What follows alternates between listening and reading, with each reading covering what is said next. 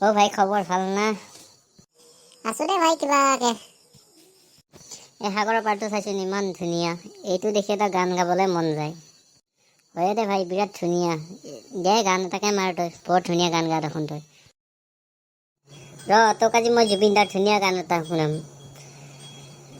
মাজুলীত এজনী ছোৱালীয়ে দুখ পালে, সাৱটি খুজিছো ইপাৰে সিপাৰে, দৰিয়া ঘাটতে লুই তোৰ বুকুতে, ইপাৰে সিপাৰে ধেই পাৰি থাকিলো আই। একো নাই দে যিখিনি গাইছা একদম ধুনীয়া গাইছা দেই। আজিকালি দেখোন আমাৰ জুনিয়ৰ জুবিনক দেখা নাপোৱা হৈছে, ক'ত থাকে আজিকালি সি?